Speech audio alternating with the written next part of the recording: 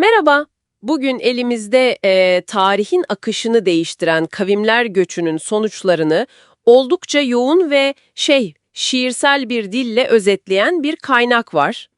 Evet, Amacımız bu metnin satır aralarına girerek bu devasa halk hareketinin yarattığı büyük dönüşümün en can alıcı noktalarını senin için aydınlatmak. Hadi bu yoğun metni birlikte çözümleyelim. gerçekten de etkileyici bir özet bu. Yani büyük göçler her zaman bir domino taşı etkisi yaratır. Bilirsin, siyasetten kültüre, toplumsal yapıdan inançlara kadar her şeyi sarsar. Kesinlikle. Bu metin, kavimler göçünün sadece o dönemi değil, yani bugünü bile etkileyen zincirleme sonuçlarını çok çarpıcı bir şekilde önümüze koyuyor. Buradaki asıl mesele bence bu sonuçların birbiriyle nasıl iç içe geçtiğini görmek. Evet, metin doğrudan en büyük siyasi sarsıntıyla başlıyor zaten. Roma ikiye ayrıldı, yeni bir dünya kuruldu diyor. Bu hani bildiğimiz antik dünyanın sonu demek gibi bir şey. Aynen öyle. Hemen ardından da yeni bir güç odağına işaret ediyor. Avrupa Hun Devleti kudretle yükseldi. Yani Avrupa sahnesinde dengeler tamamen değişiyor anlaşılan. Evet, Roma'nın bölünmesiyle doğan o merkezi otorite boşluğu çok kritik.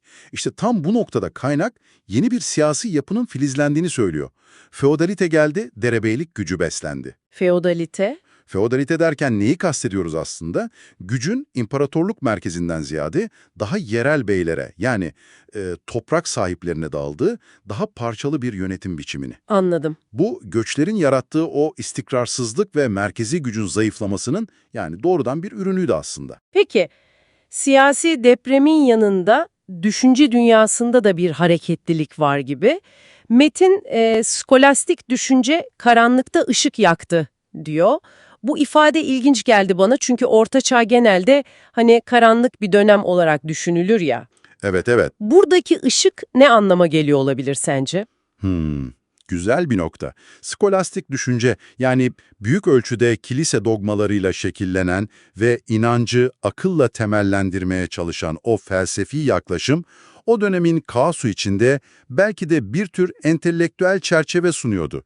Bir düzen arayışıydı belki de Yani bir referans noktası gibi mi? gibi. Evet.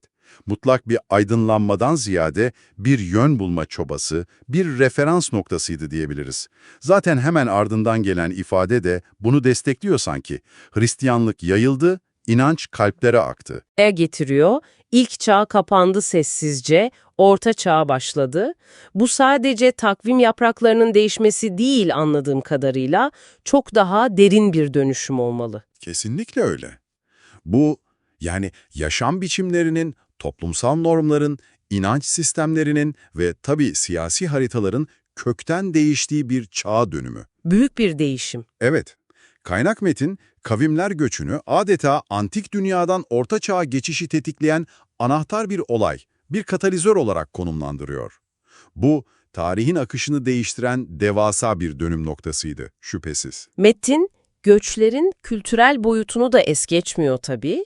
Türk kültürü yayıldı, her yere iz bıraktı diyor. Bu göç eden toplulukların gittikleri coğrafyalarda kalıcı etkiler bıraktığını gösteriyor. Doğru. Aynı zamanda bugünkü Avrupa'nın etnik kökenlerinin de o dönemde şekillendiğini vurguluyor. Avrupa'nın etnik yapısı bu göçle şekillendi. Bu da çok önemli bir nokta. Bu çok katmanlı bir süreç tabii. Bir yandan evet, kültürel izler bırakılıyor, etkileşim oluyor ama diğer yandan bu etkileşim kaçınılmaz olarak kaynaşmayı ve dönüşümü de getiriyor. Nitekim metin bu hassas dengeye de değiniyor, dikkat edersen. Türkler zamanla asimile, tarihte sessizlendi. Evet, o kısımda var. Bu ifade, göç eden grupların yerleşik kültürlerle uzun vadeli etkileşimleri sonucu kendi kimliklerinin nasıl dönüşebildiğinin, bazen de ana akım içinde nasıl eriyebildiğinin karmaşık bir örneği aslında.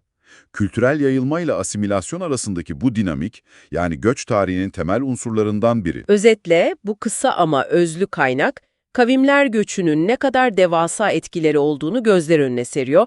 Roma'nın yıkılışı ve Avrupa'da yeni güç dengelerinin işte Hunlar, feodal beyler oluşumu, Evet. Hristiyanlığın ve ona bağlı skolastik düşüncenin yükselişi, bir çağın kapanıp yenisinin başlaması, Hem Türk kültürünün yayılması hem de zamanla yaşanan o asimilasyon süreçleri Ve Avrupa'nın etnik yapısı. ve Avrupa'nın bugünkü etnik çeşitliliğinin temellerinin atılması gerçekten de metnin dediği gibi geçmişin yankıları bugüne kadar uzandı. Yani bu büyük altüst oluş modern Avrupa'nın ve dolayısıyla bugünkü dünyanın şekillenmesinde kilit rol oynamış. Tam olarak öyle. Kaynağın son dizesi bence her şeyi özetliyor. Kavimler göçüyle dünya yeni bir yola saptı. Tarihin rotası adeta yeniden çizildi. Evet, Belki sana da üzerinde kafa yorabileceğin bir düşünce bırakalım son olarak. Eğer o dönemdeki kitlesel göçler dünyayı bu kadar temelden değiştirebildiyse, acaba günümüzdeki belki de farklı biçimlerdeki yoğun insan hareketlilikleri, farkında olalım ya da olmayalım, bizim dünyamızı şu anda nasıl yeniden şekillendiriyor olabilir? Ne dersin?